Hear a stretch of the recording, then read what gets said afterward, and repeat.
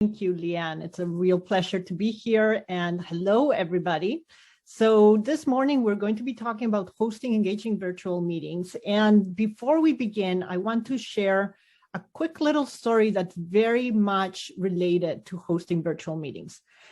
I learned to drive when I was 18, and I learned to drive at a time when I was living halfway between Canada and Spain. And so my dad had this great idea that I should do the written test in Canada because it's easier, and then take my G1 to Spain and do my practice in Spain with my G1. Of course, this was probably illegal, but he convinced me that it was okay. And so I learned to drive on a standard car and then came back to Canada to do my practice test on an automatic car. And of course, I had to re-figure out all the different controls and how to do and how to drive without the shift. But most of all, I had to learn how to drive in a different culture, because when you practice in Spain, you discover that people are not very good at following the rules. Whereas in Canada, there's more of a tendency to follow the rules. And so there was a real shift that I needed to make there. And why am I telling you this? I'm telling you this because hosting virtual meetings is actually very similar to having to drive different types of vehicles in different cultures. When you're hosting a virtual meeting, you might be using the same computer to host every single time. However, the technology is constantly advancing. The controls are constantly changing. The features are constantly different. There are new updates every 2 weeks. And so it might feel like you're still driving your own car, but it's as if your own car was changing its controls and its features every 2 weeks without you even knowing about it. And so it does become easy when you're hosting virtual meetings on a regular basis, like Tony and I. But when you're only hosting meetings every so often, we understand that it's a lot more stressful and that there's a lot more that you're needing to learn. The learning curve is much bigger. So our intention today during this presentation, we worked really hard to get the most useful information into this 1-hour presentation. And our intention is to teach you things that are applicable regardless of the software that you're using, regardless of the type of meeting that you're hosting. We're really sharing best practices. We're going to be sharing best practices in different areas. And I'll pass it off to Tony to introduce himself and let you know what we're going to cover today. All right, so thank you for that overview, Jenny. And you know, it came up briefly that I do a little work in the circus, and it's interesting because sometimes managing a meeting like this can be like juggling. Like there's so many different balls moving, and it can be really confusing and overwhelming. But just like the circus, it can be a great deal of fun. And we really want to see if this could even be a bit of a fun experience for you rather than just something you might feel you have to sit through. And indeed, I have had my own allergic reactions to technology in the past, and yet I've learned how to master this technology and to be able to facilitate learning experiences using it. And we believe that you'll have the opportunity with the things we'll share today to learn some really useful things, and our wish is that it is quite useful for you today. So at the moment now, I'll share with you what it is we have in mind to cover today. So we've got our introductions, which we are working our way through here now. The best practices for breakout rooms, best practices for leading up to a virtual meeting, best practices for professionalism in virtual meetings. There's some free tools that we will cover. There's a tool demo. We'll tuck into the difference between icebreakers, energizers, and networking. And in closing, there's a little bit of a buzz session where you'll get a chance to chat with a couple of people, and also we will be sharing a poll. Now, when it comes to breakout rooms, there's all kinds of amazing things that you can do. You can get people to speak about just about anything you want. And for today, I mean, we could actually ask you to go into a breakout room and share your darkest, deepest secret with the person or people that you're going to meet with. But we're going to go a little easy on you. Instead, you know, we're just going to ask you to take a look at a couple of questions. And so what we propose that you do in breakout rooms today is just to share your name and what you hope to get out of the session. And let me pull that up again. Let's see here. Nah.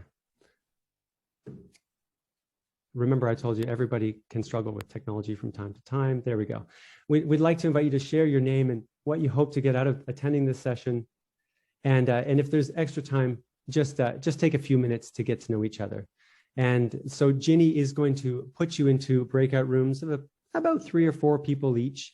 A couple of groups might have 5 people in them. And you'll have about 1 minute each to share. And to determine who gets to share first, we will ask that the person with the smallest pet goes first. And with that, I will ask Ginny to open those breakout rooms, and she's going to automatically send you off into a smaller room, and we will automatically bring you back. So thank you. Thank you, Tony. Off you go.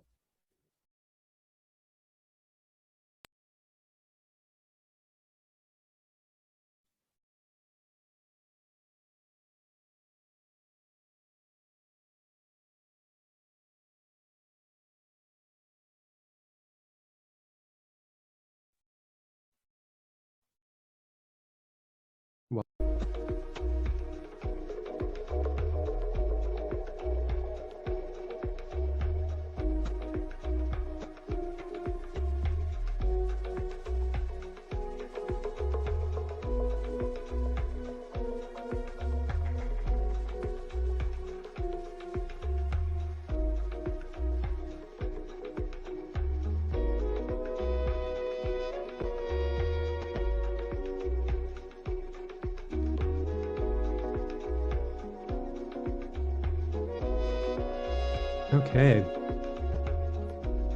Welcome back. Welcome back from your digital journey. We hope that you've had a chance to say hello to some colleagues, some associates.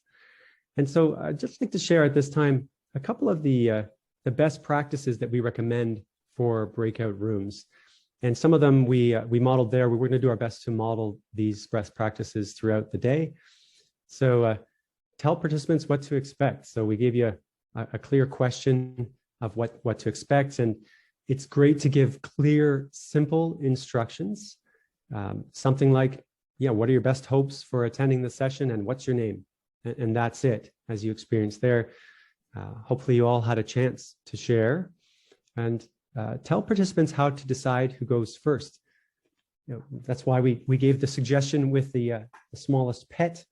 But you can do anything. You could say the person with the most colorful background, for example, or any number of different parameters that you choose to offer.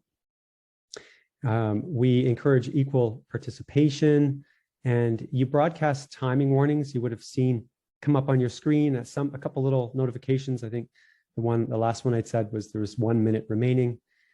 And then it's always good to add extra time when possible. And one host tip we like to offer, which you just heard, was it's kind of pleasant to have a little music playing once you come back to the main room. So that's another tip that we would like to offer. And this time I'll hand it back to Ginny to move into best practices for pre-event. Thank you, Tony. So when you're planning a digital or a virtual meeting, it's not just the meeting itself that's important. It's also what happens leading up to that event. I mean, that's true for any event, really, but it's even more important when the event is happening virtually. So here are some basic important tips for you to follow. One is to make sure you not only share the link, but that you also share the dial-in numbers. And that's because if people are having problems with their internet on the day of the meeting, or they have a low bandwidth for some reason, or they're needing to be in transit from one place to another, they can still join if they have the dial-in numbers. Another one is to specify the time zone in the calendar invite. So if you are sending calendar invites and you expect people to be joining the meeting who are in different time zones, they're actually not going to get the correct time unless your calendar is set with your time zone on it. So if your calendar is set to know its time zone, then the meeting invite will automatically adjust to other people's calendars. The other one that we like to do is to send reminder emails. And I know there's a standard practice of sending an email a few days in advance, another email 24 hours before, and the final email 1 hour before the meeting or event. If you're planning a larger event where it's maybe multiple days, or there's maybe more than 100 participants, or there's a lot of complexities involved in the event. There's going to be different workshops or different sessions for people to attend, and there's a lot of information that you need to communicate prior to the event.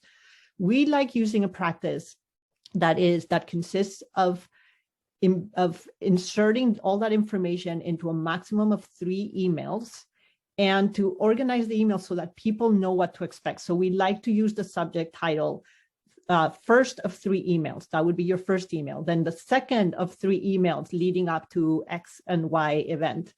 And then the third of 3 emails leading up to this event.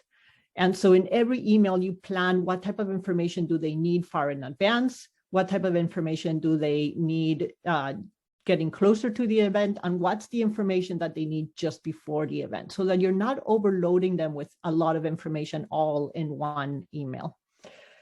And then we have practices that we like to use as a company that hosts virtual events on a regular basis. We like to offer a virtual meeting guide in advance of the event, especially for large events and when people are joining with different levels of technology skills. We will share our standard virtual event guide with you at the end of the presentation so that you see what it is that we include in it, and so that you get a sense, and you're free to copy it, free to make it your own. Just know that the one we're sending you is a standard one, and so it might include some pieces of information that you wouldn't need to include with the participants that are joining your meeting. Another thing we like to do is we host orientation hours, which we sometimes refer to as open house hours. Basically, we set a date and a time, usually about a week in advance of the meeting or event, and we invite participants to just come chat with us, test their technology, hear about the agenda. It's just basically like a check-in time. We help them test their sound. We help them test their cameras. We help them learn how to use some of the features that might be newer on the platform that we're using. That's what it is. It's just orientation hours, and it's totally optional for any participants who want to be fully prepared in advance of the meeting. We also like to schedule rehearsals. Rehearsals are so useful when you're running virtual events and meetings, because it's not like being in a room with the presenters where you can just go behind the scenes and just chat with them and say, okay, this is going to happen and be ready for this or that. The rehearsal is really a time for you and your co-presenters and any co-hosts to go over the plan for the meeting, who is doing what, when, what's going to happen when, and actually go through the motion of who's sharing screen, who's sharing music if you're sharing music, who's going to be in charge of the chat, and how are you sharing the role of hosting or presenting. Setting up the waiting room, you might have noticed, if you spent a little bit of time in our waiting room today, you might have noticed that there was a welcome message. The setting of the waiting room is important in order to help people feel comfortable, in order to help people know that they're at the right event, and in order to create something called psychological safety.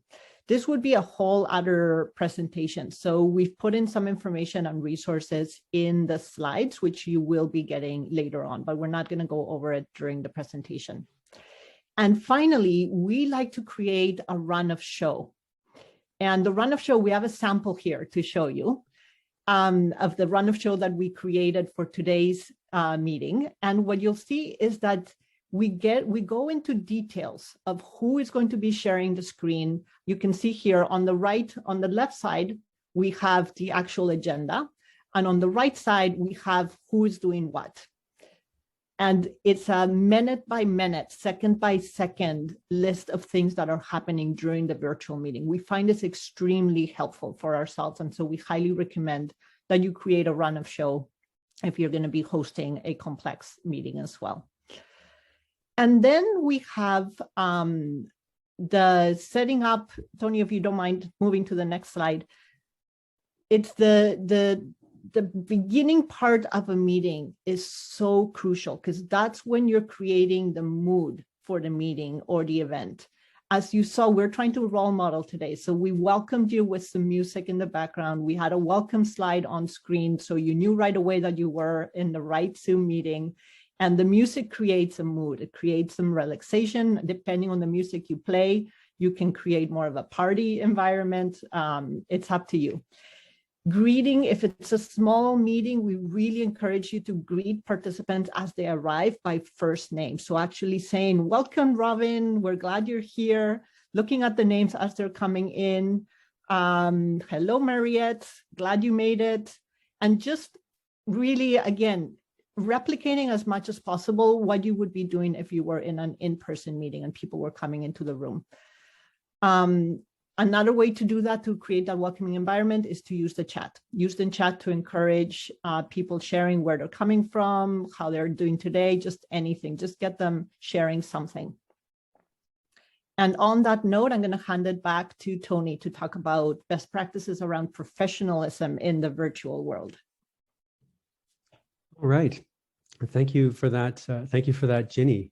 There are more best practices for professionalism than we really have time to share today, but there's 4 key points that I'd like to touch on, and I'm going to actually stop sharing the screen here so I can tell you a little bit about them. So the 4 most important things that I think would be really useful as you move into hosting more meetings are light, sound, appearance, and speed.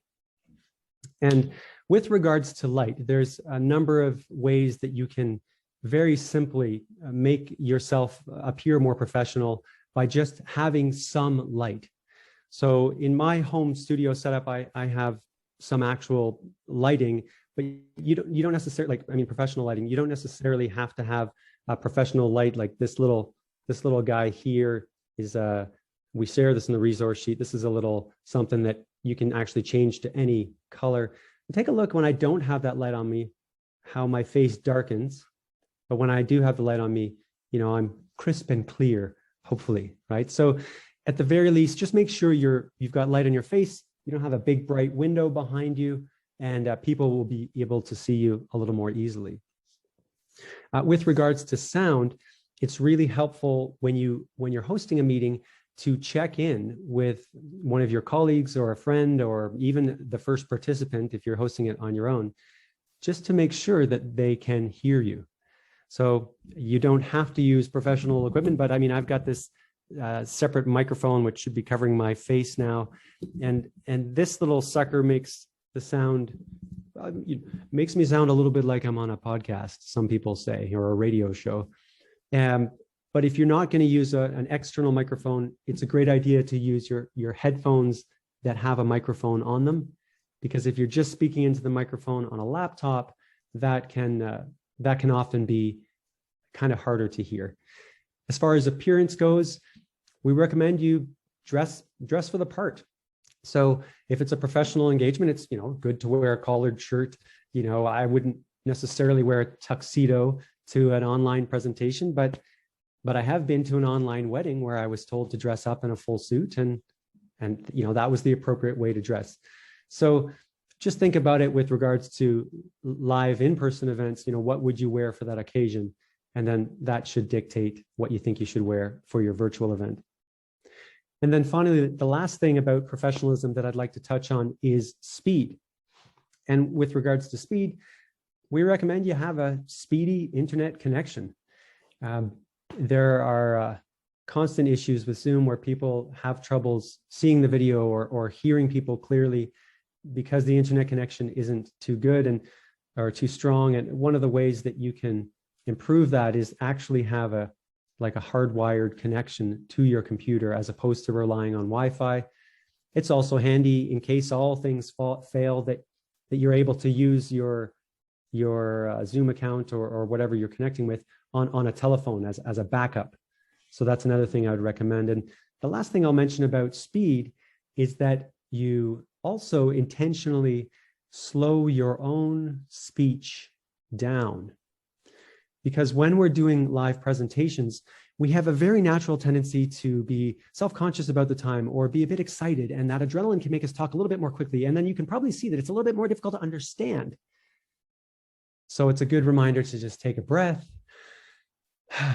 and be conscious. And even sometimes I like to put a Post-it note next to my computer screen that says, slow down, so that my participants can clearly hear and understand what it is that I'm trying to share.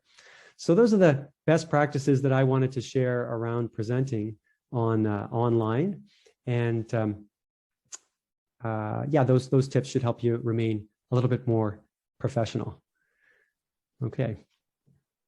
And with that, I'll hand it back to Ginny to tuck into our free tools section. Thank you, Tony. So here is where we're going to have a little bit of fun. We're going to actually try out some of these tools. But first, I want to just mention some of the more obvious ones.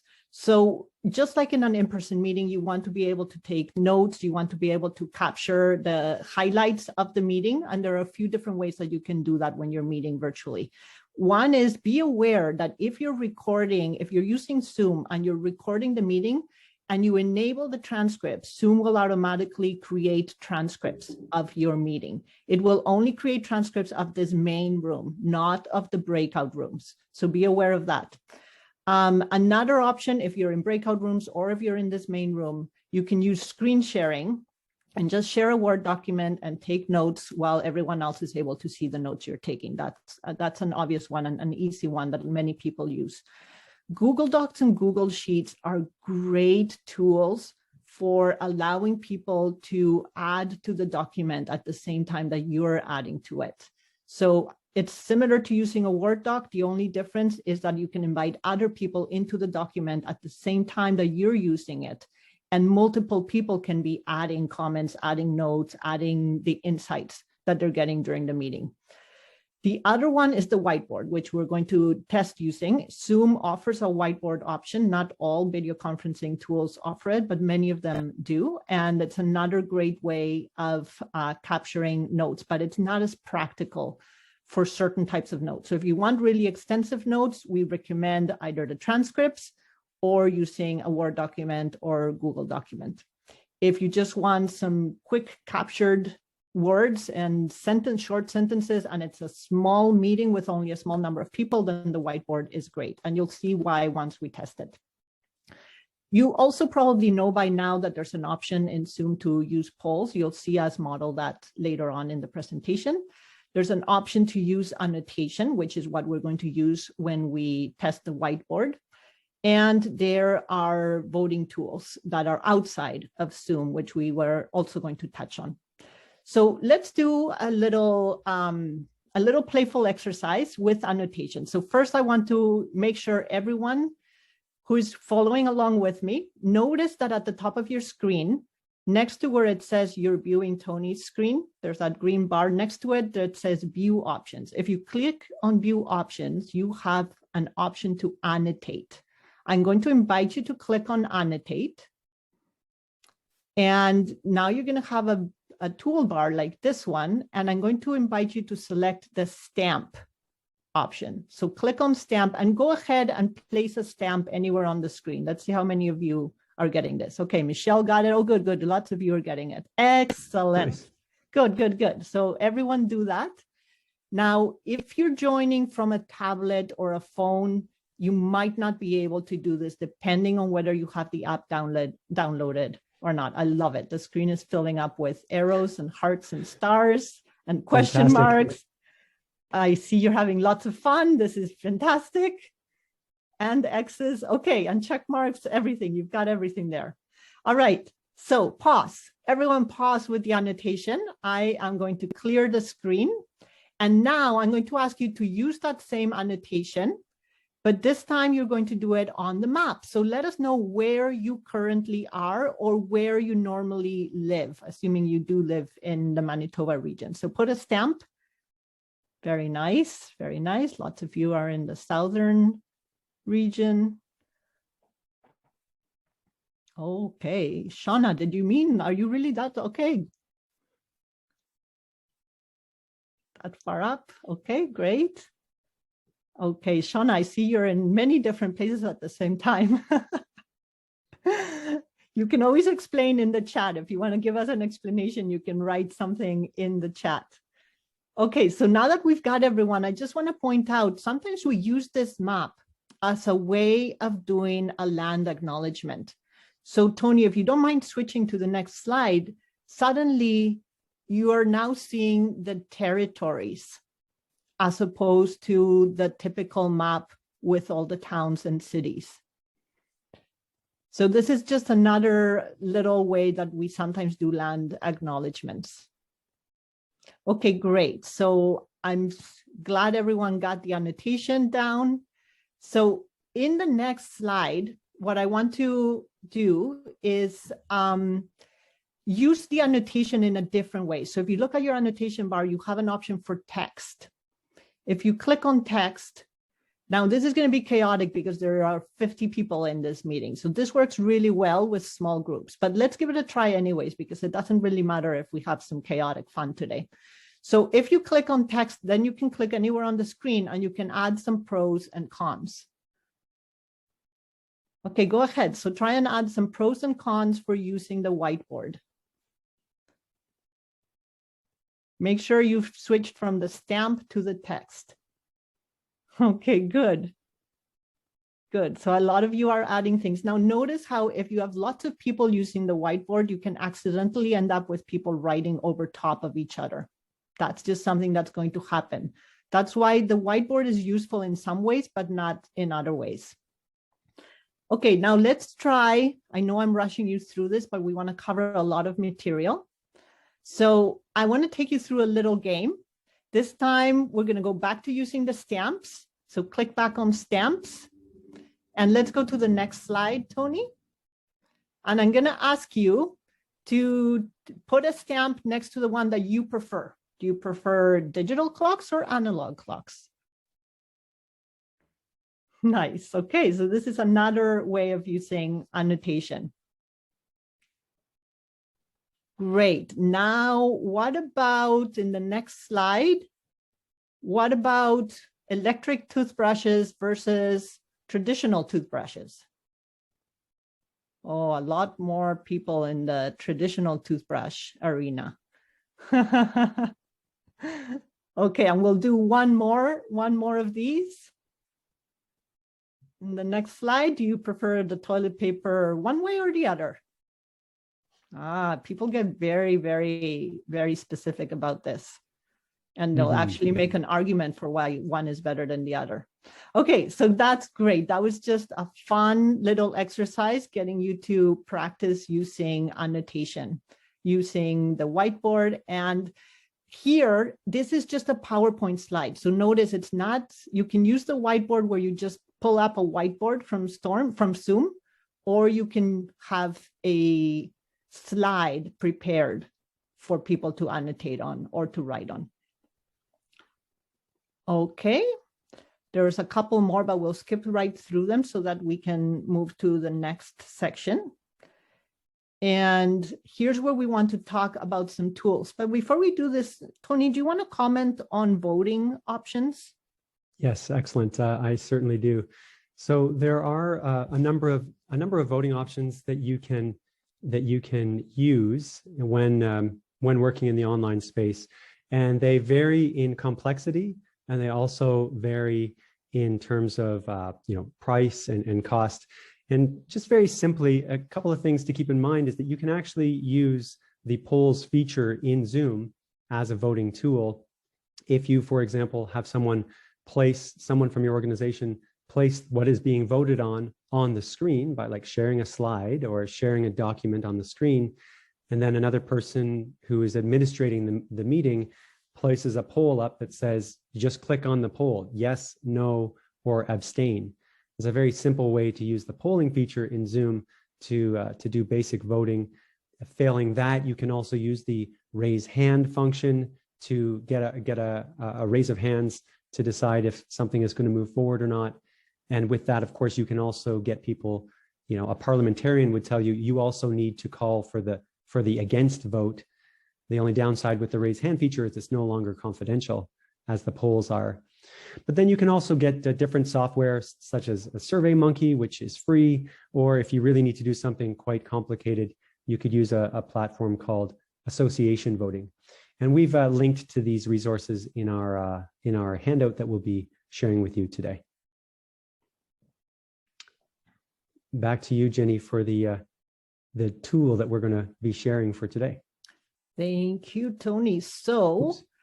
what I want to share with you today is I want to do a little demonstration of using a tool that's outside of a video conferencing platform. So I know that you all have the experience of being in an in-person meeting where you often sit at round tables and you, and sorry, I'm trying to get myself on spotlight and I'm not fast enough while talking. Oh, I apologize. That's my bad. No worries. You are spotlighted there, Jenny. I gotcha.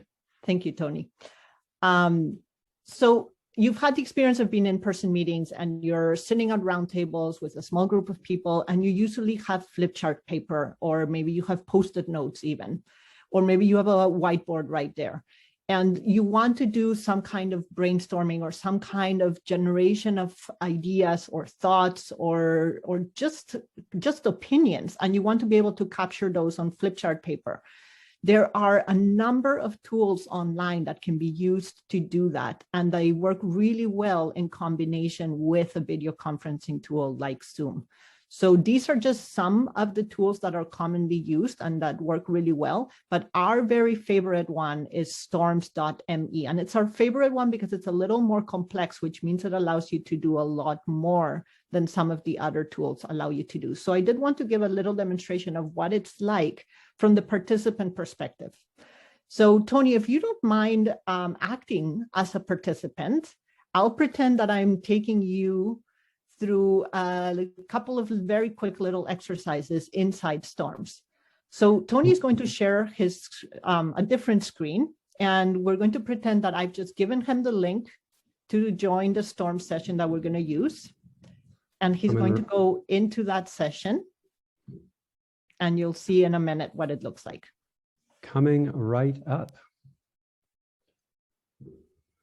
Here.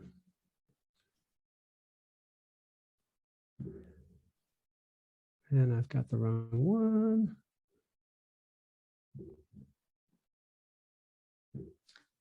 And let me know if I've got the right screen up there. There you go. Perfect. Okay, lovely. So as you can see, if you stay there for a minute, me as the host, I can choose what activities Tony is going to see on his screen. I'm just about to make other ones visible. So for example, you can see things popping up on his screen depending on what I'm doing on my end. Tony, I'm going to invite you to click on the one that says warm up, and we're going to do a quick little exercise that's just like a basic brainstorming session. So this is a warm up or icebreaker exercise that gets people into the mood for brainstorming. So I'm just going to ask you, Tony, to think of when you were a child, what were some of the things you said when people asked you, what do you want to be when you grow up? So click on Got It. And what everyone sees here is the green space is equivalent to a flip chart sheet. And where it says add a card is like adding Post-it notes. So go ahead, Tony, and add a couple of Post-it notes or cards with your childhood aspirations. All right. Well, I think at one point I probably wanted to be a pilot. And then should I just hit create card? Yep, just go for it. Okay.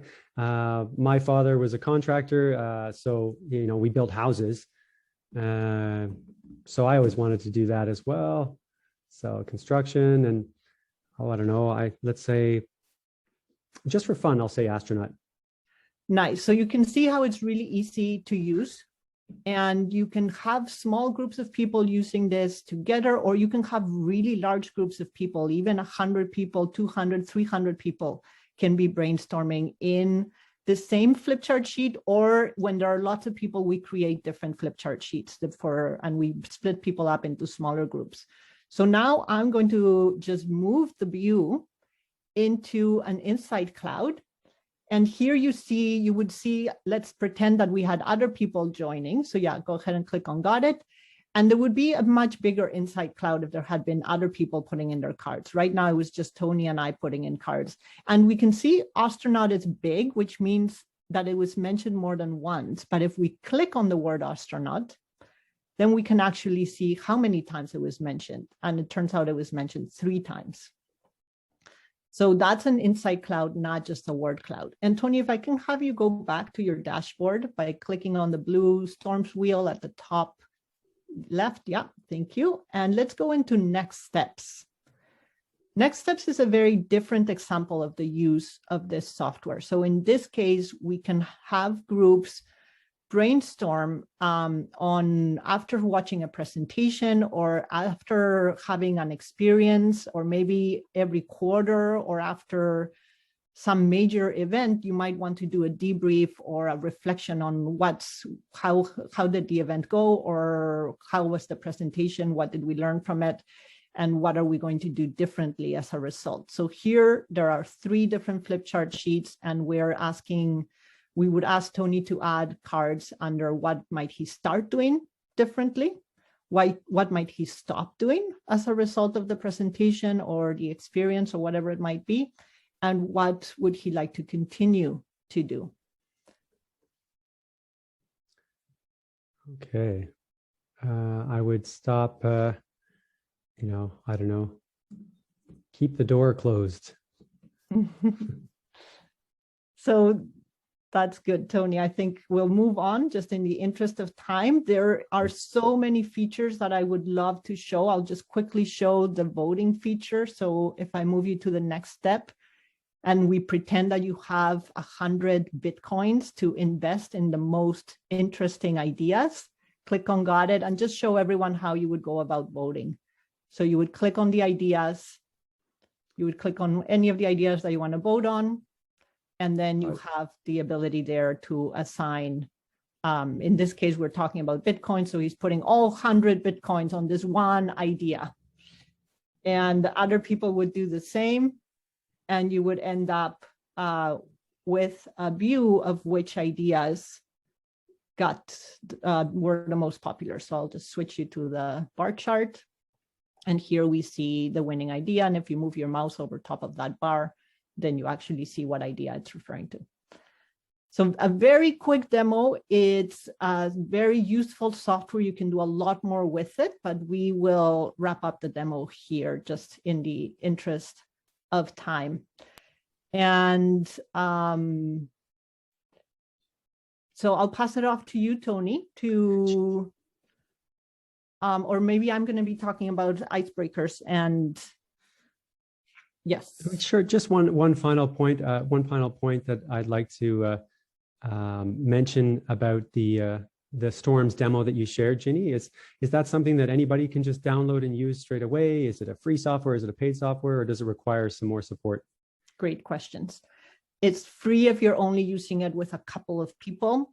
Because it's such a good software, there is the cost as soon as you want to use it in a larger meeting with more than 3 people. The cost is really low. If the meeting is just with 10 people, the cost becomes higher the more people that you have in it. Anyone can begin to use it, but the more complex the meeting is, or the more features that you want to take advantage of, the more complicated it becomes. And so we really recommend that you go through a learning curve to learn how to use it, or that you hire someone that can do the design for you.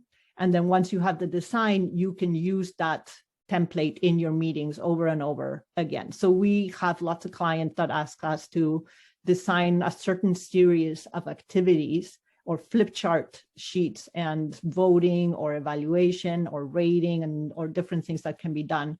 And then they use it in their meetings.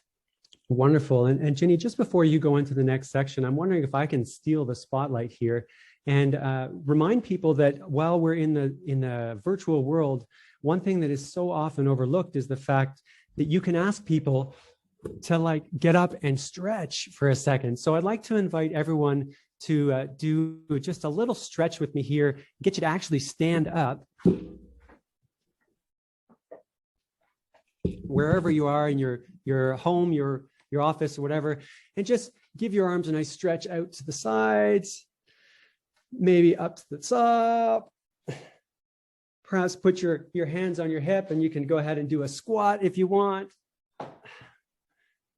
And give yourself a big chest squeeze. And then finally, just shake out your hands a little bit. And then you can take your seats again.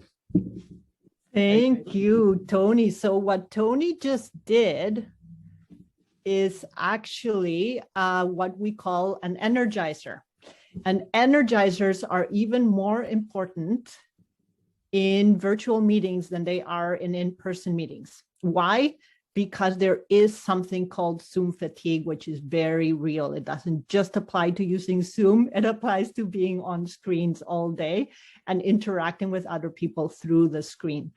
So it is very important that every hour, maximum every hour and a half, that you do some kind of energizer. And energizers can be very quick stretches like what Tony just did, or it can be a little game like the one that we just did, where we're not having to think about real issues. We're just sharing and just like using annotation to tell people whether we like traditional toothbrushes or electric toothbrushes. That's a bit of an energizer as well, because it gives your brain a break, and it gives your emotions a break as well. In virtual meetings, we really love doing energizers that are more physical, where you're getting people to move. You might have noticed that just by standing up, you actually were able to refocus into the presentation. And that's because you're increasing the blood flow to the brain. When we sit for too long, our body has to work harder to get blood into the brain, which makes us more tired. And so just standing up, just encouraging people to do a simple stretch is so helpful to get to keeping people focused during a presentation or a lengthy meeting. So those are energizers, but then there's also something called icebreakers. And you saw us model an icebreaker at the very beginning of the meeting. An icebreaker is different from an energizer. An energizer is to bring back the energy in the room, whereas an icebreaker is something that you do in order to create psychological safety, in order to get people comfortable with sharing. An icebreaker is extremely important when you're going to be running a meeting where you want people to talk and not just be a passive audience. When you want people to be able to ask questions and to be comfortable asking questions or be comfortable sharing their opinions, an icebreaker becomes really important. An icebreaker is basically the opportunity for people to use their voice or chat in the chat, basically be interactive during the meeting. And you want to do icebreakers at the very beginning of the meeting, just like we did today with the very first breakout exercise that we led you through. So there are icebreakers, there are energizers that you want to plan into your agenda, and then there are networking opportunities, which is different from the icebreaker and the energizer. A networking opportunity is when you allow people, you create the opportunity for people to meet each other in small groups to be able to connect. And Tony, do you want to say a couple of words about networking, since that's your area of expertise? Yeah, absolutely. So as Jenny mentioned right in the beginning of the meeting, we put you into breakout rooms, and it was pretty quick. It was just 5 minutes. But often you'll be put into breakout rooms with different meetings where you might have 10 minutes or more to chat with people. And those are fantastic networking opportunities. And as I'm an expert on like how to meet people in the real world, and that's what this Talk to More People book is all about. People often ask me, well, how do you network in the virtual space? It is different, and it is possible. And what I like to do when I show up to a meeting and I know people on the call, or I hear someone speak who shares something interesting, is I like to make use of the chat window. And if you go to your chat window, you can see that you can send a chat message to everybody, as I'm about to right now, or you should be able to chat to just individual people. And so sometimes I'll do a little chat message to a presenter or to someone else in the meeting saying, hey, thought that was great, would love to follow up with you. And you can include your email address. And that's one way we can actually do a little bit of networking in the digital world. So I just thought I'd share that with you. Mm-hmm. And we'd like to close by putting you into some breakout rooms to ask you this interesting question that, what we'd genuinely love to hear from you, what it is that you found most interesting about this presentation. And I'll also preface this by saying this isn't just like, we're not doing any kind of scientific research here. We're genuinely interested, but you can use this time to just chat with another person as well. When we get put into a breakout room, you don't have to be like exactly following the assignment that's given to you all the time. We also want you to have an opportunity to connect with another person or with other people, because there are fantastic mental health benefits to doing so. So we invite you into a smaller breakout room this time. We'll give you 5 minutes to chat about what you found most interesting about this presentation. And also, I'll just let you know, it's okay if you just have a good old-fashioned conversation. And before we put you in the rooms, I'll just ask the group, are there any questions about what's needed for this next little breakout session? And if so, please just come off mute and just ask your question, keeping in mind we will be going to a question and answer session immediately after this breakout room. So only questions about this bus session, anything you need to ask in order to know what to do in the bus session. And with that silence, Ginny, I think you can open the rooms and we will see you all in 5 minutes. Off you go.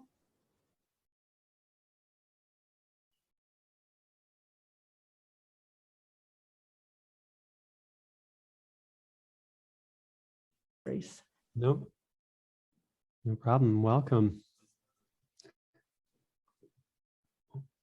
Welcome back. Welcome back, everybody. Some of you had groups of 2, some of you had groups of 3. A couple of you might have bounced around a little bit.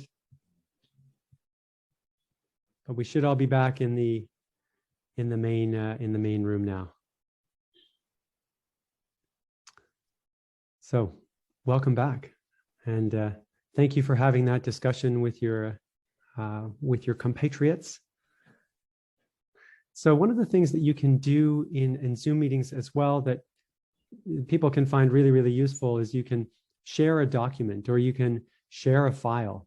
And if you take a look in your chat window now, you are going to see a couple of documents there. There's the slides from today, and I'll just let you know as well that we have some hidden slides in there with further resources. So we invite you to take a look at the presentation from today. And also there's an example of the Neolay virtual facilitation guide, or virtual guide for events. So take a look at those resources, and we think that they might be quite useful for you. And just this technique of actually sharing a file in the chat can be very useful. The one caveat I'll mention is that anything that you share in the chat, either if it's something that's typed out or if it's a file, it will not be visible to participants who join after you have shared whatever that is. And so that's why you might have seen in some meetings that you've attended where someone, says, "Hey, welcome everyone," and you see it like 3 or 4 times. It's because the people who came into the meeting later, as I did at the beginning of the meeting today, they wouldn't have seen the initial welcome message. So just keep that in mind when you're using the chat to share files. Awesome. Thank you. That's a pro tip. So as a final little activity, we want to open up a poll, and then we have the Q&A, and there'll be a couple of other polls at the very end. So I'm going to launch a poll just to get your feedback on what did you find most useful about the presentation. You can select as many items as you wish.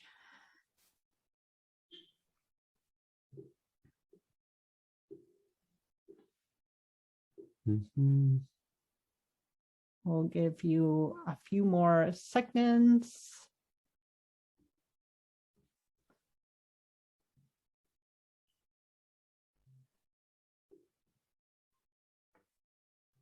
And just so you know, I, as the host, can see the results coming in real time.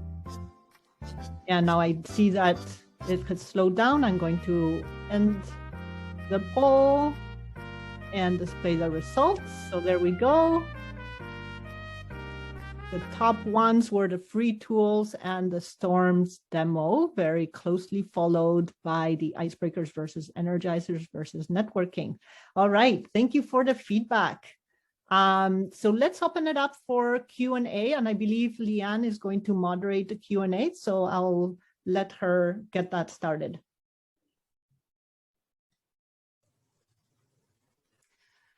Okay, I am still processing, and so I'm not sure just where to start. But thank you so much, Tony and Ginny, and like that was fabulous. The brief conversation I had with Haley was an excellent example of how you can actually reinforce the learning by talking about what you've best learned and how you might use it. So just, obviously something that we use in in-person workshops, but just that opportunity to do it virtually is fantastic. So I would imagine that you've sparked a number of those kinds of learnings for all of us here. And you have been responding to the questions in the chat as well. But we'll start with another question that I did receive. If you were to suggest one thing that people should focus on to become a stronger virtual facilitator or a virtual meeting chair, what would it be? Wow. One thing, I would just say experiment. Experiment with using different tools. Don't hesitate to make mistakes. Everyone is learning at the same time. Remember, think back to when PowerPoint was new and you would be in a room and no one knew how to hook it up and make it work. And there would always be a good 5, 10, or 15 minutes trying to get the PowerPoint to work. This is very similar, and this is even way more challenging. So be easy on yourself and just experiment. Just use every opportunity that you have to experiment. Excellent. So do you have any tips, or how do you suggest people best make use of their Zoom meetings if they're running a meeting using a phone or a tablet? If they're running the meeting using a phone or a tablet, well, hopefully that's going to be a relatively small meeting, so you don't have to do a whole lot of management. That could work, I think, well with less than 10 people in a meeting. As soon as you have more than 10 people, I would strongly discourage that. I would discourage that regardless. But assuming that you don't have a choice and that that's your only option, I would make someone else a host, a co-host with you, and ask them to keep an eye on the chat and to control things if you need to spotlight people and that sort of thing. Just have someone be your co-pilot. That would be my best advice in that situation. Tony? And I would add as well that if you are, if you are having to host a meeting using a tablet or a phone, that you let your participants know that, hey, I'm in this unique circumstance where I'm having to host the meeting using my phone or tablet. So please bear with me as I don't have all the functionality that I would using a laptop or the desktop. So just allow people in on your secret that you don't have all the tools necessarily. Okay. Okay, thank you. I would just like to say, if you have other questions, feel free to put your hand up or put them in the chat, and we'll get that to you. Bridget asks, how do we access the Zoom transcript feature? So as the host, you need to enable that on your Zoom account. So you need to do that on your actual Zoom account on the web, not in this application that you're in during the meeting. So it's something that you need to enable before the meeting starts. And it should be under recordings and configuration of recordings. That's where you have the option to enable transcripts. And then once you've enabled it, the transcript is automatically available together with the recording if you're recording to the cloud. And I see a question from Penny. Oh, you got it. About internet connection stability being so low. This is why we really encourage people to share dial-in numbers for meetings as well, so that people can join a meeting by phone. Mm-hmm. And actually on that phone note, just that's one detail that can get overlooked if you are having a board meeting that requires voting, is that you consider, well, how are we going to manage voting if one or two participants can only phone in? So that's just, which might mean they need to partner up with someone else who's running the meeting to receive their vote or whatever the case may be.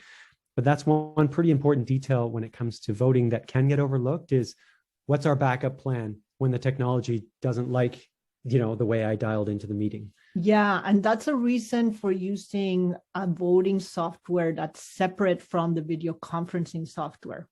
because if you were using a software that's separate from the video conferencing software, like using Storms or Mentimeter, or we've actually given you in the slides, you'll find other resources for voting as well, and there are free ones. That allows people to vote without being in the video conference meeting, as long as they have the link. And then you need to put in place some security issues to make sure that link isn't shared and there aren't the wrong type of people voting. But these are all the logistics that need to be thought about in advance of a meeting. Okay, thank you for that. A couple more questions have come in here. Could you say more about the whiteboard option in Zoom and how to use it? Yes, so you have the whiteboard option is available under the share screen. So when you're in a Zoom meeting, you have the option to share your screen. And when you go to share your screen, that's when you have the option to click on the whiteboard. I'm doing that right now. And then you get just a plain white board. And you, as the host, have the tools right there. And then you can invite other participants to use the tools as well. Now, a further question about that is there a way to record that or to capture that? What happens on the whiteboard? Yes, and you can record it as many times as you want. So you have an option in the tools to save it, and you can save it when you've just been using it for 5 minutes and you want to have that version saved, and then you can save it again at the end. You can save it as often as you want, and you'll just get another file every time you save it. And where does that go? That goes into your, so this depends slightly on your computer settings. For most people, it goes into your downloads folder, or if you have a folder assigned for Zoom recordings, it will go into the folder where Zoom recordings go.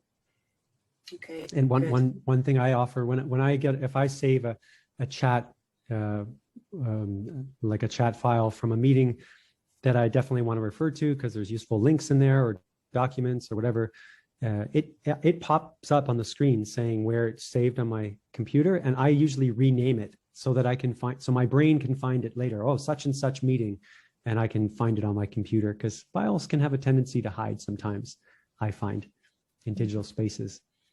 Actually, may I share just one thing, Leanne, before we move on to the next question? That is, you can see that Ginny and I both have virtual backgrounds on right now. And I wanted to mention that there's been some research done to prove that people think that you are, perceive you more authentically if you don't have a virtual background. And so I just wanted to mention that you can turn on or off your virtual background and let people know what your real world looks like, you know? And I would just encourage, like, use a virtual background for professional purposes, you know, if you need to.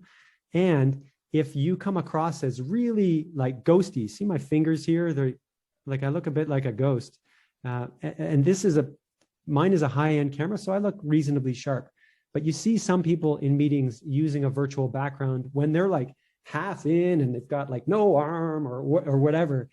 And so I would just say that if you don't have to use a virtual background, don't be afraid to keep your own natural background, because you look more, I think you look more professional. So I just wanted to share my 2 cents on that today. Yeah, thank you, Tony. Mm-hmm. So I'll keep my actual real background on for the rest of the call so that you feel welcome into my office. As will I, into my living room. So the next question, is it best to ask people to turn cameras off if there's a large group? And that's in relation to connectivity and relates to one of the comments earlier that rural communities across Canada, and in Manitoba is no different, that connectivity can be an issue. May I speak to this, Ginny? Yes. So absolutely, when it comes to connectivity and internet speed, it is helpful to turn off your video, as I have just done there. So it's helpful to turn off video if you have a speed issue. However, in terms of feeling more like you've had an experience like in a meeting, and particularly if you're doing the presenting, it's wonderful for people to keep the cameras on. And there's also been some research done on Zoom fatigue, as Many of us have been on more Zoom meetings than we would like in this last year and a half. And one of the things you can do to mitigate Zoom fatigue if you're keeping your video on is you can select hide my video, or it's called hide self view. So you can't actually see yourself, because the researchers have found that we can't help but like constantly look at the screen to see like, how's my hair? Of course, I don't have any hair. I don't have to worry about that. But, you know, how do I look? Whatever. And so you can hide your self view, and that will actually reduce Zoom fatigue. I don't know if you want to add anything, Ginny, to connectivity speed with regards to cameras on or off. No, that was perfect. Okay, thank you. Are there any tools or features that you know of for people who call in to a Zoom or other platform like Teams, such as using the numbers on the keypad to vote? So this is for folks that have to phone in for whatever reason, connectivity or on the go or something like that. Do you know of any? So to vote from the phone, I would be using, I would be using a third-party application for that. That's not in Zoom. Zoom doesn't let you vote if you're dialing in. And there is no way for you to vote if you're dialing in. But if you're using a third-party application like Mentimeter or even SurveyMonkey, then you can give people the link and they can vote. But again, they can vote from their phone, but they need to be on the browser on their phone. They need to be using data. So Mentimeter, could you type that into the chat box, either Tony or Ginny, so folks know what that Yeah, is? it looks like Tony is typing it. Mm-hmm. We're also including, sorry? I just had a tiny exposure to it, so I certainly don't know much about it, but it is another tool to use as far as incorporating into meetings, I understand. Yes. So everyone make sure that you download, we shared the files in the chat, and the one that is called Manitoba Slides, that's the one that has all our slides, but it has additional slides. We went beyond the ones that we showed you during the presentation, and in those slides, you'll find links to resources, and Mentimeter is included in there. Perfect, thank you. No problem. So our government discourages Zoom due to security issues. Our government supports Teams, MS Teams only. And do you have any security concerns? And then the second part of that question is, I'm sure you see, is Zoom superior to Teams for virtual meetings? May I touch on that first, Ginny? Go ahead. Fantastic question. And at the, when the world switched over to doing many things virtually, Zoom did actually have some security concerns, and they were addressed. And so it's understandable that a lot of government organizations use Teams. However, my experience has been that the functionality of working with Zoom, now that they've patched up those security issues, is a lot more user-friendly, and it's actually my preference. And I'll hand it over to you, Ginny, to comment further. Yes, I would add that Zoom has a lot of benefits that Microsoft Teams and other platforms don't have. And one of them is that it actually does work better with low bandwidth because it will prioritize people's voice over people's videos. So if someone's bandwidth is not ideal, they will freeze, their visuals will freeze, but the voice will they'll still be able to hear. That's just one of the benefits of Zoom. The other one is that the breakout rooms, if you want to have an interactive meeting and you want people to work in small groups, it is so much more practical to do it in Zoom than in Microsoft Teams. We do have a number of clients that have that issue where their organizations don't allow them to use Zoom for security reasons. But again, those security reasons have been addressed by Zoom. And in fact, they've added more and more security features. And we as hosts, we even add additional security features depending on the client. So we've had clients with security concerns who have managed to get their IT departments to allow them to use Zoom as long as someone else is hosting it. And so in that case, we'll host it for them, and we will make sure that there are security features in place, including registration, including the waiting room, including not letting people in from the waiting room if they're not registered and if they're not using their full name. And when that's not possible because people just don't know how to use their real name in Zoom, we have another approach, which is we create a security room in Zoom. It's a breakout room. And when there's someone in the waiting room that we don't recognize or that the organizers don't recognize, we'll send them straight into that breakout room and we'll check in with them. We'll say, who are you? Let's get your name changed on your screen. We'll change the name for them. And then we let them participate in the meeting. So there's lots of ways of taking care of security. Okay, thank you. There was a follow-up question to the dial-in. Does the host require a phone number associated with their Zoom account, and does that have additional costs? No, not at all. Anybody can dial in. So Zoom provides numbers. There are Canadian numbers, there are US numbers, there are numbers for a number of other countries, depending on where you're calling in from. You just dial in that number. You don't need any special number yourself. What you do need is the meeting ID, so that you get into the right meeting. And that's what we mean when we say provide the dial-in information. We're referring to provide the numbers that they can call and the meeting ID. Okay. There's been some group learning happening in the chat room, so I won't repeat those questions. And that's just a really great example of how the chat room works. One situation I ended up in lately when I was trying to divide people into breakout rooms, and we had specifics about who we wanted where. Is there any way to set up those breakout rooms ahead of the meeting? Yes, if you ask people to register in advance. Okay. So how do you do that? Like, do you start the meeting and go in to do it, or how? No, so in that case, you would set up the Zoom registration option, which is just another feature that you can enable on your Zoom account. And then instead of sending people the link to the meeting, you're sending them the link to the registration page. And then they input their information there. And that way they're already in the Zoom system. And before the meeting even starts, you can already assign them into breakouts. Okay, that is perfect. Mm-hmm. I've never done that before. This is the thing. This is why it feels like you might be joining from your own computer, but the controls and features are constantly being updated and improving. And sometimes it doesn't feel like an improvement. Sometimes it feels like a frustrating change that they've made. And so really, that's why the rehearsals are important.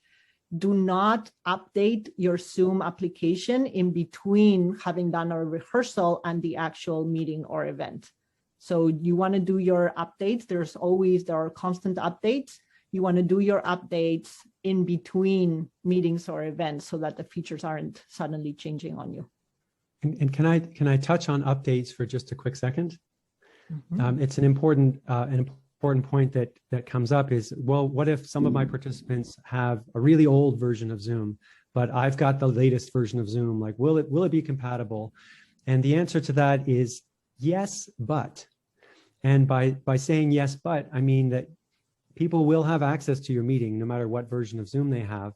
However, they will not have all of the functionality in the latest updates of Zoom. So if you are hosting an important meeting and you're expecting people to come and do some good business with you, it's wise to encourage them well in advance to just go ahead and update the latest version of Zoom.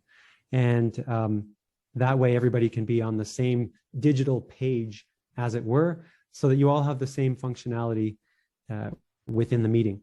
Now, for very basic meetings where nobody needs to do annotations or move people around from breakout rooms or share screens and stuff, then it might not matter so much, but it's a good thing to be aware of, that since Zoom is constantly updating, it's wise to recommend your participants get the latest version of Zoom. One question that I had that came up in our first breakout meeting was, how do you take over for a moderator? So how do you, like if you're a moderator and you haven't set that up ahead of time, something happens in a meeting and someone else, you want to give them the controls. Is there a way to do that? Yeah, so you can click on, as a host, you can click on participants and then assign someone as co-host. If you are the host and your internet just suddenly shuts down and you drop out of the meeting, whoever was the next person who joined the meeting after you will automatically be made co-host unless you previously make someone co-host. So as a general practice, we usually run meetings in pairs. And so we'll always have someone as co-host in case someone's internet drops, that we don't want a random participant becoming host. Okay. One quick question here. Is there just one Zoom call-in number for, say, Manitoba? I don't even know the answer to this. Say that again? Is there just one Zoom call-in number or for the province, like that stays the same? Or are there different numbers every time you set up a meeting? They stay the same. So they stay the same. What I don't know is whether Manitoba only has one number or has multiple numbers. There's usually multiple numbers that are in the same region, but they will stay the same. The number stays the same for all meetings. The only thing that changes is the meeting ID. Okay.